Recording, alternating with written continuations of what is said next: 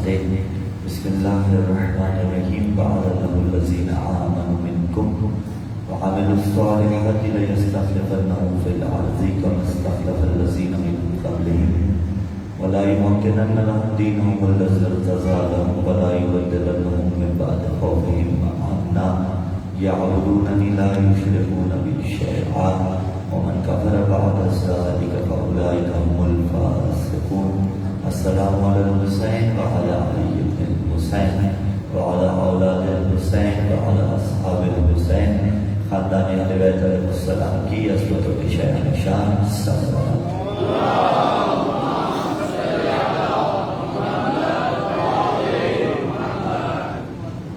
سامعین عزیز الکرام موالیان حیدر کرار محبان اہل اتحاد پروردگار عالم کا لاکھ احسان کہ خداوند متعال نے ہمیں اور آپ کو ماتمداران سید الشہداء میں قرار دیا.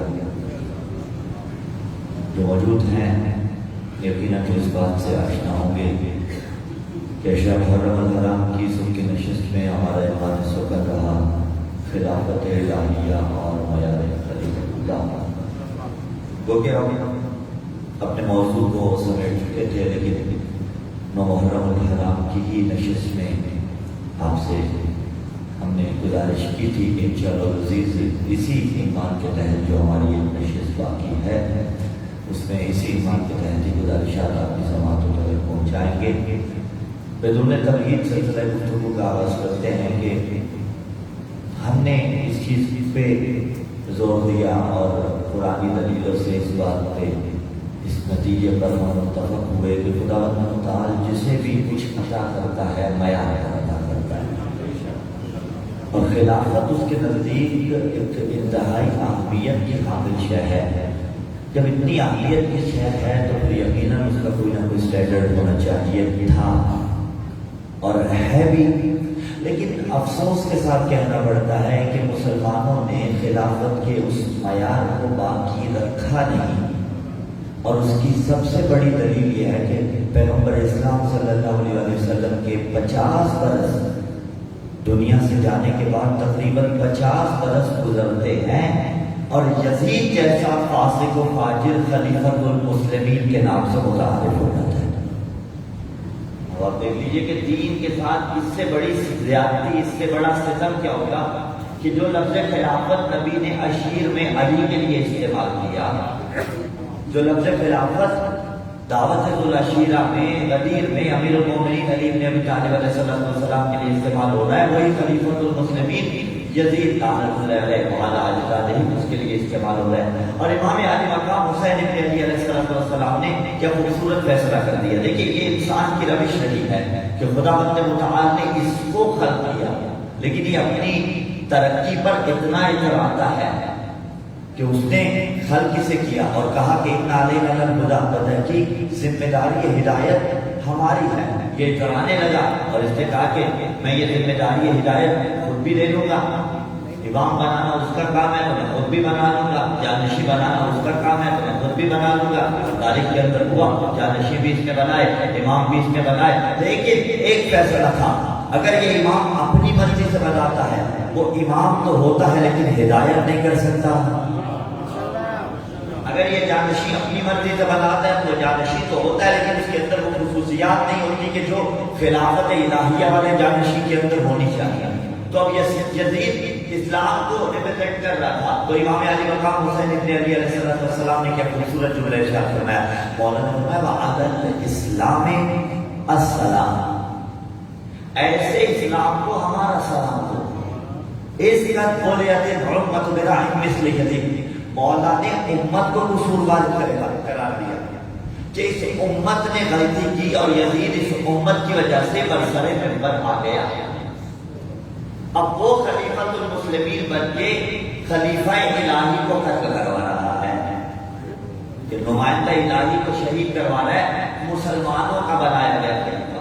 تو ذرا تصور کیجئے کہ 61 ہجری کا وہ دور کیسا ہوگا کہ تب اس قدر ترقی نہ کی تھی. ایک جگہ سے دوسری جگہ جانے کے واسطے کئی دن لگ جاتے تھے کئی مہینوں کا سفر کرنا پڑتا تھا. اور کربلا کے تخت ریگزار میں ایک طرف مشہور کے مطابق 72 دوسری طرف ہزاروں کیا خیال ہے آپ کا کہ اگر اس واقعہ کربلا کو احیا کرنے کے واسطے کچھ ہستیاں نہ ہوتی، کیونکہ تاریخ کے اندر یہ بات انتہائی اہمیت کی حامل ہے کہ کارکردگی کتنی بھی بڑی کیوں نہ ہو، کارنامہ جتنا بھی عظیم کیوں نہ ہو، لیکن اگر اس کارنامے کو یاد نہ رکھا جائے، اگر اس کارکردگی کا تذکرہ نہ کیا جائے تو عدم کی وادیوں میں چلی جاتی ہے۔ اور اگر حضرت زینب سلام اللہ علیہا نہ ہوتی تو کربلا میں دب جاتی۔ اسی لیے ایک مشہور لکھنے والے نے جملہ لکھا کہ الاسلام محمدی الحدوث و حسینی البقا، کہ اسلام پیغمبر نے پہنچایا، حسین نے بچایا۔ اور صرف یہیں تک بات نہیں ہے، کربلا حسینی الحدوث و زینبی البقا، کہ کربلا وبا کی تو حسین ابن علی نے، اور اگر کربلا بچائی تو زینب سلام اللہ علیہ۔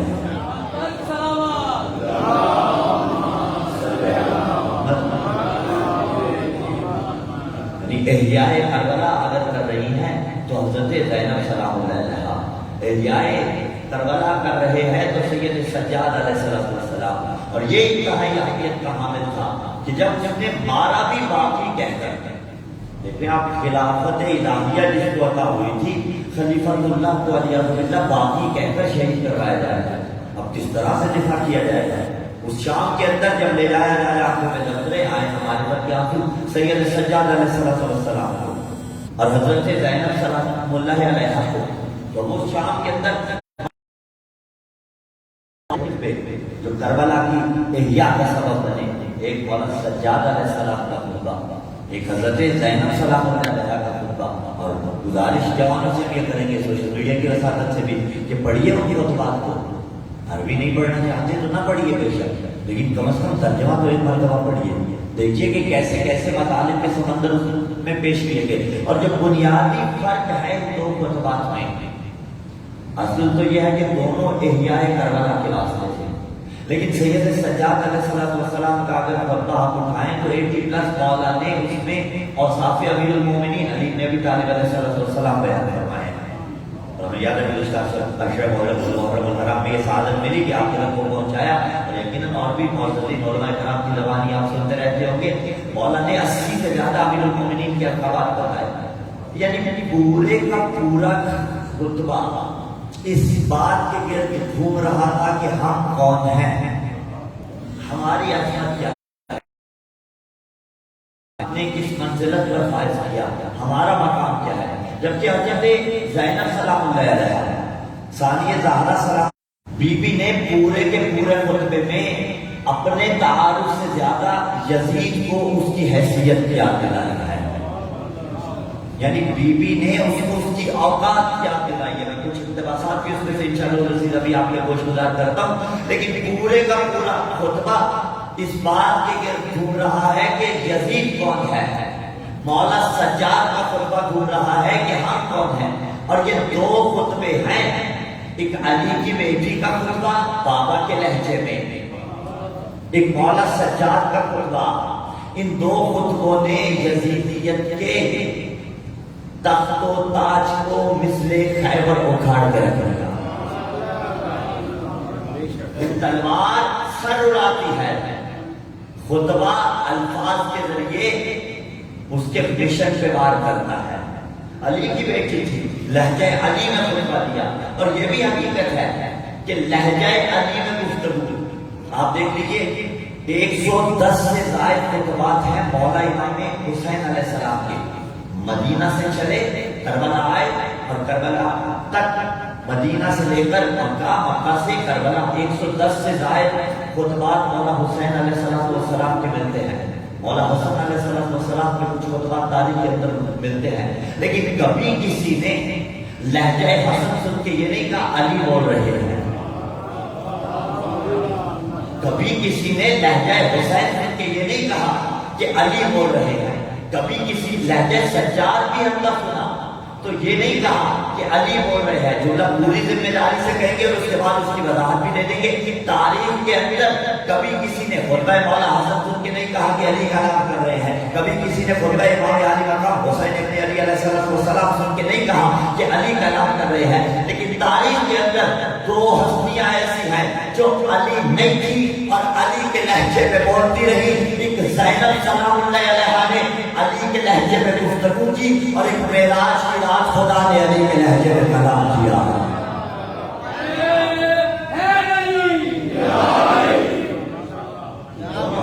علی نہیں ہے لیکن لہجہ علی میں گفتگو کی ہے. اب یہ وضاحت ہے کہ خدا نے جو لہجہ علی میں گفتگو کی آخر وہ کیسے کی. خدا کی گفتگو ہماری طرح نہیں ہوتی جیسے ہم گفتگو کرتے ہیں زبان کے ذریعے حلق کے محتاج ہوتے ہیں. خدا کی گفتگو ایسی نہیں ہوتی لیکن وہ متکلم ہے. متکلم کیسے ہے؟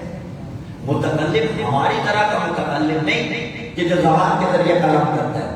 خدا کے متکلم ہونے کا مطلب یہ ہے ایجاد الکلام الی غیرہ، یعنی جس بھی شے کو خدا بولنے کی قدرت دے وہ کلام کر سکتی ہے.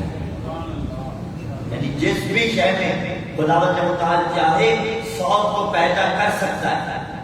اب صوت کے لیے کوئی لہجہ بھی تو درکار ہوگا نا. اب قدرت الہیہ کے تحت اور تاریخ کے اندر دیکھ لیجیے موسیٰ سے درخت سے کلام کیا تھا. یہی تو زمانے کو سمجھ نہیں آتا بھائی موسیٰ سے درخت سے کلام کرے زمانہ مان دیتا ہے علی کے لہجے میں بولے فتوے کیوں لگ جاتے ہیں. تو لہجہ امیر المومنین میں کلام خدا نے کیا. ہاں خدا نے جو متکلم ہے خدا علی کے لہجے میں کلام کیا وہ اس کا ذاتی تھا متکلم ہونا. اگر حضرت زینب سلام اللہ علیہا نے کلام کیا لہجہ علی میں تو خداوند متعال نے زینب سلام اللہ علیہا کو وہ لہجہ عطا کیا. اسی لیے تو محسن نقوی نے کہا تھا کہ اسلام کا سرمایہ و تصدیق ہے زینب، ایمان کا سلجھا ہوا آئین ہے زینب، شبیر ہے قرآن تو یاسین ہے زینب، حیدر یہ خد و خال کی تزئین ہے زینب، یہ پیکر عصمت کی وہ معصوم کلی ہے، تطہیر میں زہرا ہے تو تیور میں علی ہے.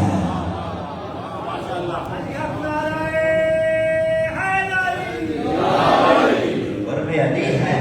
ایک خطبے سے علی کی بیٹی ہے لفظ بدل جو علی کی بیٹی ہے اور اپنے خطبے کے الفاظ کو ذوالفقار بنا کے یزیدیت کے فکر کو مثل مذہب دو نیم کرتے اسے زینب سلام اللہ علیہا کہا جاتا ہے. سلام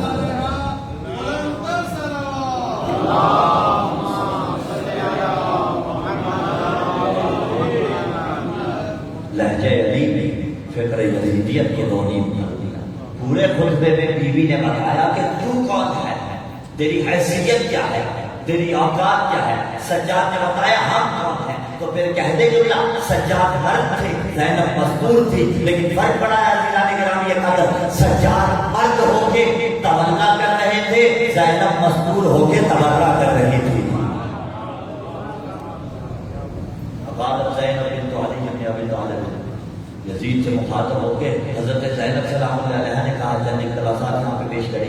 آمن العدل یبنت طلقا، جو خلیفۃ المسلمین بنا بیٹھا تھا بی بی نے بتایا کہ کون ہے. آمن العدل یبنت طلقا، چلیے فتح مکہ پہ بڑے بڑے بھکاری زندگی کی بھیک مانگنے آئے، کاسائے زندگی لے کر رسالت امام صلی اللہ علیہ وسلم کے سامنے آئے اور رسول نے کیا کہا، اذهبوا انتم الطلقاء، جاؤ تم طلقاء ہو. میں اس جملے کو ایسے کہتا ہوں کہ یہ انتم الطلقاء انگریزی والا کہتا اٹھا کہ جاؤ تمہاری جان بخش دی، اور طلقاء اس دن سے ان کے گلے میں لعنت کا توق بن کے پڑ گیا. یعنی یہ ان کے واسطے آفیشل لعنت فتح مکہ کے وقت پیغمبر اسلام صلی اللہ علیہ وسلم نے اناؤنس کی تھی کہ اذهبوا انتم الطلقاء. ہاں زندگی کی بھیک لینے آئے ہو، ہم تو صاحب کو خالی لوٹایا نہیں کرتے، جاؤ لے جاؤ تمہاری جان بخش دی. اذهبوا انتم الطلقاء.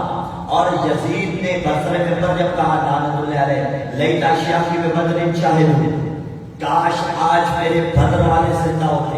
اور حضرت زینب سلام اللہ علیہا نے کیسی دیدہ دلیری سے تو ارشاد فرمایا آمن العدل یبنت طلقا، ایک جو جملے کی قیمت زمانہ نہیں دے سکتا. وہ جب خلیفۃ المسلمین بنا بیٹھا تھا نا، بیوی نے اسے اس کی حیثیت، اس کی اوقات یاد دلا دی اور کہا من العدل جبن الملکہ. ارے فتح مکہ کے وقت میرے نانا کے آزاد کردہ غلام کی اولاد، تیری حیثیت تیری اوقات کیا ہے؟ من العدل جبن الملکہ. اگلا جملہ جو بیوی نے کمال کا اتباع ہے، بیوی نے کہا کہ فقط قیدن بس آسایا وناصب جوجا. آج زمانہ پوچھتا ہے نا مٹانے سے علی نہیں مٹتا.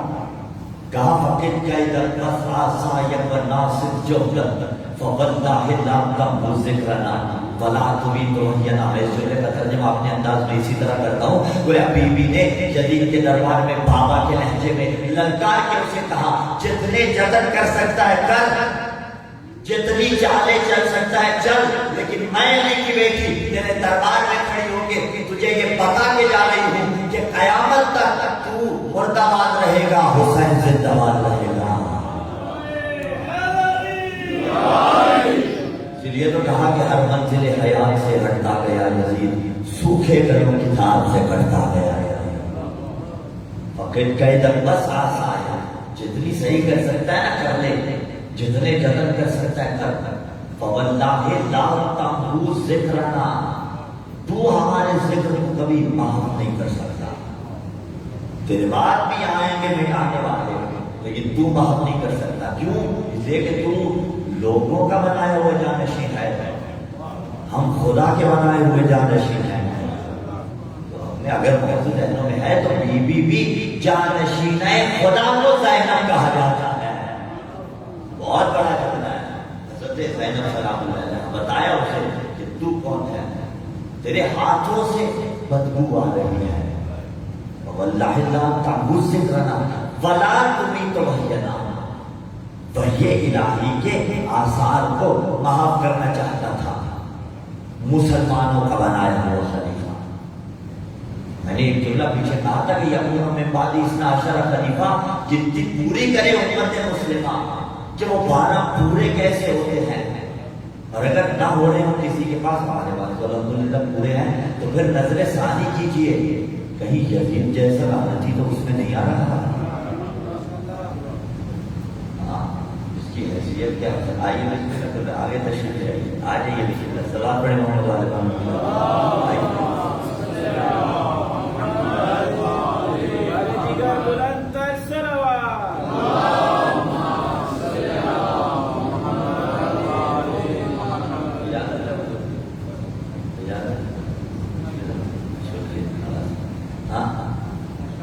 تفکر تو کرے. حضرت زینب سلام اللہ علیہ نے احیاء کربلا میں بہترین رول ادا کیا. اور عظمت زینب سمجھنے کے لیے ہماری حیثیت نہیں، ہماری اوقات نہیں، بندہ حقیر کی اپنی بات کر رہے ہیں، لیکن جو اپنی خلافت میں بہت بڑے بڑے جملے خدا متعال نے عطا کیے، اگر ان کی فہرست بنائے تو مجھے اس سے بڑا جملہ شاید میں ملتا ہو اپنی خلافت میں کہ دیکھیے امام علی مقام حسین ابن علی علیہ السلام نے بیوی زینب سے کچھ کہا تھا. وقت آخر آنکھوں میں ضبط رکھیے گا. یا اختی لا تنسینی فی نافلۃ اللیل، اے میری بہن نماز شب کی دعاؤں میں مجھے نہ بھولنا. آپ کو اپنی حاجات پوری کروانی ہو کس کے پاس جاتے ہیں؟ بھائی حسین ابن علی کے پاس نا. تو کائنات جس کے دروازے پہ اپنی حاجات پوری کروانے کے لیے جھکے اسے حسین کہا جاتا ہے. اور وہی حسین جس بیوی سے کہے یا اختی لا تنسینی فی نافلۃ اللیل، اے میری بہن مجھے نماز شب کی دعاؤں میں نہ بھولنا، اسے زینب سلام اللہ علیہ. ہم حسین کے پاس جا رہے ہیں، حسین زینب سلام اللہ علیہ سے کہتے ہیں.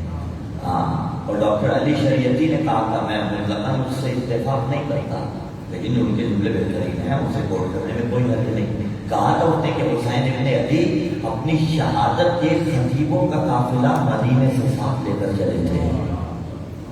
پہلی ذاکرہ حسین ابن علی کی حضرت زینب سلام اللہ علیہ، پہلے ذاکر مولا سجاد علیہ السلام. عزیزان گرامی قدر، اگر آج کوئی ذکر کربلا کرتا ہے، ہم ہم جیسا طالب علم اگر کوئی ذکر کربلا کرتا ہے تو وہ احیاء کربلا کر رہا ہے، وہ قار زینبی ادا کر رہا ہے، وہ قار سید ساجدین علیہ السلام ادا کر رہے ہیں۔ آپ جیسے معتبر سامعین اگر ذکر کربلا سنتے ہیں تو وہ قار زینبی ادا کر رہے ہیں، وہ قار سید سجاد علیہ السلام ادا کر رہے ہیں، وہ حضرت زینب سلام اللہ علیہا مولانا سجاد کی جانشینی میں وہ کام کر رہے ہیں کہ جو 1400 سال پہلے انہوں نے کیا تھا۔ لیکن مقام فقر یہ ہے، بالکل اپنے موضوع ہی پہ ہے، لیکن مقام فقر یہ ہے کہ یہ قار زینبی ادا کیسے ہوگا؟ اگر اس چیز کو رسم سمجھا تو معذرت کے ساتھ قار زینبی ادا نہیں ہوگا، لیکن رسم نہیں سمجھنا، اس لیے کہ اگر مولانا خاص کا رسم سمجھا تو حسین، معذرت کے ساتھ جملہ کہوں گا، حسین بارگاہ تک رہ جائیں گے، آپ بارگاہ سے باہر چلے جائیں گے، نہیں، حسین کو بارگاہ سے باہر بھی ساتھ لے کر جانا ہے، حسین کو قلب میں اتارنا ہے، حسین کو رگ رگ میں اتارنا ہے۔ ایسی اہمیت کا حامل ہے یہ قار زینبی، اور معصوم نے فرمایا تھا نا، راہب اللہ و عمران کا کیا امرنا، جو ہمارے عمر کو زندہ رکھتا ہے، خدا متعال اس پر رحم فرمائے۔ لیکن آگے باقی وضاحت بھی بیان فرمائی کہ ہمارے علوم کو سیکھتا ہے، اس کے بعد دوسروں کو تعلیم دیتا ہے، کیا محبت علوم میں اہل بیت علیہ السلام کی تعلیم کے لیے نہیں؟ تو یقیناً آپ بھی دعائے معصوم کا مصداق قرار پاتے ہیں، ہم بھی دعائے معصوم کا مصداق قرار پاتے ہیں۔ یہ سوشل میڈیا کی وساطت سے جہاں جہاں تک یہ چیز دیکھی جا رہی ہوتی ہے، یہ مجالس سنی جا رہی ہوتی ہے، وہ بھی دعائے معصوم کا جو ہے حقدار قرار پاتا ہے ہر وہ شخص۔ تو جانشینی زینب سلام اللہ علیہا اگر کسی ماں بہن بیٹی مظلوم کو چاہیے، جانشینی سید سجاد علیہ السلام اگر کسی کو چاہیے تو پھر کربلا کو رسم نہیں سمجھنا، کربلا پل پل یاد رہے، اور احیاء کربلا اگر سید سجاد نے کیا تو جس لہجہ جتنے بڑے عزادار ہیں اتنے بڑے عبادت گزار ہیں۔ اگر سجاد نے آنسو بہائے ہیں، جس قدر آنسو بہائے ہیں اسی قدر سجدے بھی ادا کیے ہیں۔ حضرت زینب سلام اللہ علیہا نے امام حسین فرمانے یا اختی لا تنسینی فی نافلۃ اللیل، آنکھوں میں ضبط رکھیے گا، امام علی مقام حسین ابن علی علیہ السلام کو معلوم تھا کہ تھوڑی دیر بعد پردہ چھین لیا جائے گا، لیکن پھر بھی جانتے تھے کہ اس قدر مصیبت میں بھی میری بہن نماز شب ادا نہیں کریں گے، اسی لیے بیوی کا لقب ہے عقیلہ بنی ہاشم، صفت مشبہہ ہے، صفت مشبہہ کے وقت پہ آتا ہے عقیلہ بنی ہاشم۔ ہمارے یہاں تھوڑی سی کوئی مصیبت آ جائے، انسان اپنے آواز کو بیٹھتا ہے، آواز باختہ ہو جاتا ہے، اور پھر اگر اس چیز کو عمل کیا جائے ماں بہنوں بیٹیوں پر تو مستورات مردوں کی نسبت زیادہ جلدی آواز باختہ ہو جاتی ہے، حوصلہ نہیں ہوتا، ایک فطری عمل ہے۔ لیکن حضرت زینب از حیثیت مذکور عقیلہ بنی ہاشم ہے۔ عزیزان گرامی اگر سوچیے اس جملے کو، مولا کہہ رہے ہیں کہ نماز شب کی دعاؤں میں نہ بھولیے گا، ٹھیک ہے، میں اس منزل پہ بعد میں لے کے جاؤں گا اپنے سامعین کو، ہے میری ماں، ہے میری بہن، ہے میری بیٹی، وہ منزل ثانی ہے، لیکن منزل اول تو دیکھیے کہ اگر میں قار زینبی ادا کر رہی ہوں، اگر کوئی ماں بہن بیٹی قار زینبی ادا کر رہی ہے تو سوچے تو صحیح، اگر میں قار زینبی ادا کر رہی ہوں تو بی بی تو گٹے ہوئے لاشوں کے درمیان بھی نماز شب نہ بھولی تھی، ہماری نماز شب تو کجا واجبی کہاں کی کہاں ہوتی ہیں۔ میں اگر قار سید سجاد ادا کر رہا ہوں تو میں جانشینی مولا سجاد ادا کر رہا ہوں، مولا سجاد تو ان کی پشت پہ بھی نہ بھولے نماز، ہماری کہاں کی کہاں بڑی ہوئی ہوتی ہے۔ اور دو چیزیں حضرت زینب سلام اللہ علیہا نے کہا تھا نا کہ تقدیروں کا ہرائے جانا والی ماں کا وصف کو بناتی رسول اللہ صلی اللہ علیہ وسلم سوایا قد حضرت صدورہن وابدیتا وجوہہن، بی بی نے کہا کہ تیری کلیزے کے لیے پردے میں ہو، علی کی بہو بیٹی سنگ بازاروں میں منزل خزانے میں نتیجہ دینا چاہتا، علی کی بہو بیٹیاں بازاروں میں، تیری کلیزیں پردے میں ہو۔ سوچئے تو صحیح، اگر قار زینبی ادا کرنا ہے تو پردے کو مستقل اپنے گھر کا حصہ بنانا ہے، نس نس میں ثابت کرنا ہے، وگرنہ سوری ٹو سے آپ 10 دن کے بعد جدا ہو جائیں گے اور حسین یہی امام بارگاہ میں رہ جائیں گے، حضرت زینب یہی امام بارگاہ میں رہ جائیں گے۔ کیوں؟ اس لیے کہ جب آپ باہر نکل گئے تو پھر حسین کو تو آپ وہیں رکھ کے آ گئے، نہیں یہاں رکھ کے نہیں جانا، حسین کو ساتھ لے کے جانا۔ ایک بہت بڑا کام ہے، بعض اوقات انسان اپنی قدر شناسی نہیں کرتا۔ میں نے نیچے تقریر میں عرض کیا کہ خلافت ایک معنی عام ہے، خلافت ایک معنی خاص ہے۔ ہر انسان خلیفۃ اللہ ہے، معنی عام میں اگر دیکھا جائے یعنی اس کی جانشینی کر رہا ہے، زمین پر آدم کا بیٹا ہے۔ ایک بہت بڑا تاج ہے جو خداوند متعال نے آپ کے سر میں سجایا ہے۔ اسی معنی عام میں کہوں گا کہ ہر انسان حسین کی جانشینی کر رہا ہے، یعنی جو کام حسین نے کیا تھا حل میں ناصر تو اس کا حق کیسے ادا ہوگا؟ اس کا حق ایسے ادا ہوگا کہ آپ اگر 100% وہ کر نہیں سکتے تو 25% تو کر سکتے ہیں، 20% تو کر سکتے ہیں، 30% تو کر سکتے ہیں، بہتری تو لا سکتے ہیں۔ جب بہتری لائیں گے تو ہم اس معیار کے مطابق چلیں گے جو معیار عزادار کا ہونا چاہیے، اور معیار عزادار سجاد کے سوا کہیں سے ملتا نہیں، معیار عزاداری زینب کے سوا کہیں سے ملتا نہیں۔ وہ زینب سلام علیہ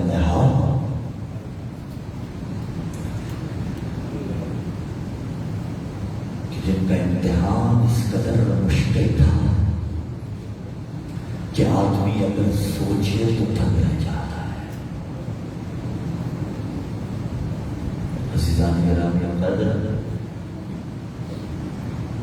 حسین کا امتحان آسان تھا شاید، لیکن از حیثیت عورت حضرت زینب سلام اللہ علیہ کا امتحان بڑا کٹھن تھا۔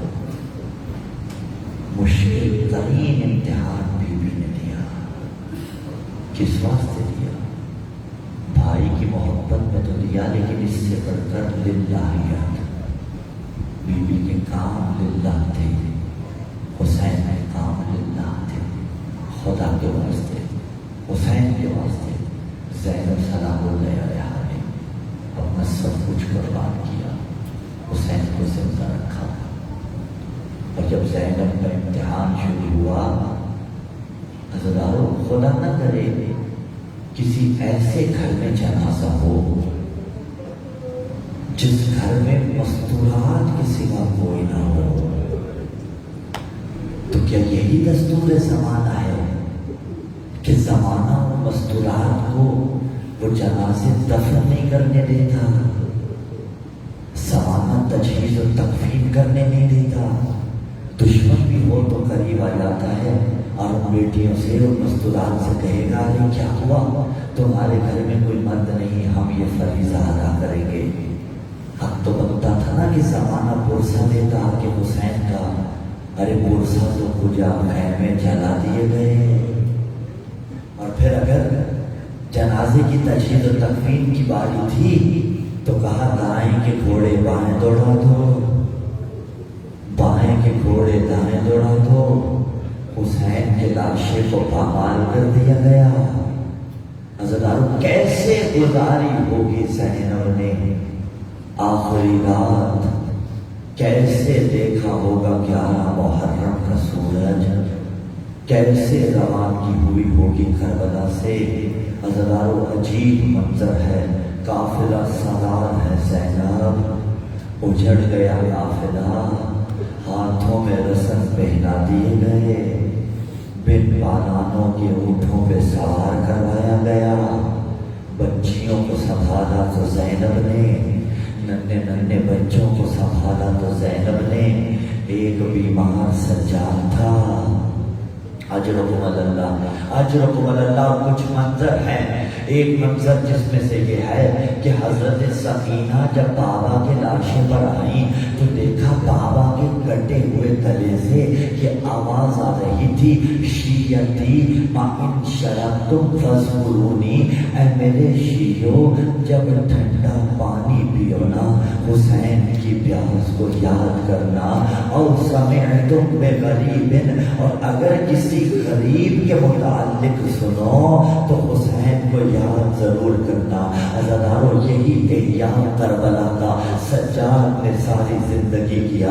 اگر کسی حیوان کو دیکھتے اور ذبح کرنے والے سے پوچھ لیتے ارے تو واقف ہے کہ آداب ضد کیا ہے، وہ کہتا تھا مولا واقف ہوں۔ پھر کربلا کا منہ کرتے اور کہتے واہ حسین، اے میرے بابا حسین۔ عزادارو اگر کسی مسافر کو دیکھتے تو اس سے پوچھ لیتے اگر آج تو مر جائے تو تجھے دفن کیا جائے گا، وہ کہتا تھا جی مجھے دفن کیا جائے گا۔ لیکن پھر کربلا کا منہ کر کے کہتے تھے 3 دن تک بے غور و کفن لاشا حسین کا پڑا رہا۔ اجرکم اللہ۔ عزادارو دوسری مصیبت جو قافلہ چلنے لگا اس سے مربوط ہے کہ 11 محرم الحرام کو عمر سعد لعین نے حکم دیا، یہ لعین کہتا ہے ہمارے لاشیں بھی دفنا دو، ان پہ نماز جنازہ بھی پڑھ دو۔ جس نے نماز جنازہ سکھائی، جس نے